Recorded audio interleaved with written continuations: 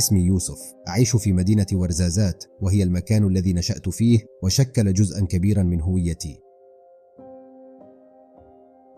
على الرغم من انقطاعي عن الدراسة في سن مبكرة، إلا أن شغفي بالمعرفة دفعني إلى رحلة طويلة من التعلم الذاتي، مما فتح أمامي آفاقا لفهم أعمق للعلوم، الفلسفة وتاريخ الحضارات.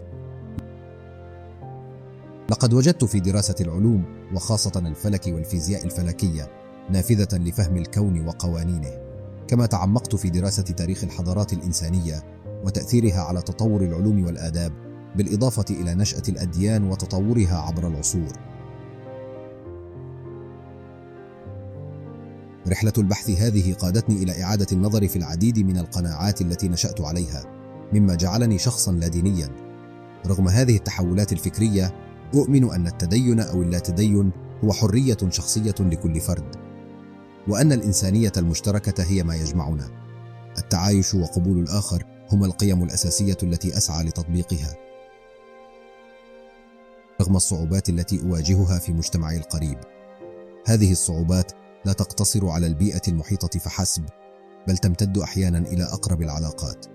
إن النقاشات التي أخوضها غالبا ما تتحول إلى مصدر للتوتر، ليس بسبب جوهر الأفكار التي أطرحها، بل بسبب أسلوبي أحيانا في عرضها. أدرك أن التواصل ليس مجرد تقديم لأفكار صحيحة، بل يتعلق أيضا بطريقة إيصالها واحترام الخلفيات الفكرية والعاطفية للآخرين. أسعى باستمرار لمراجعة ردودي وأسلوب نقاشي، وللعمل على تحسين تفاعلاتي مع من حولي. أؤمن أن النقاشات ليست ساحة للجدال، بل فرصة لبناء التفاهم والجسور بين الأفكار المختلفة. رغم التحديات النفسية والاجتماعية، أطمح إلى تحقيق التوازن بين قناعاتي وسلامي النفسي، مع الحفاظ على علاقاتي ودعم قيم التعايش والاحترام المتبادل.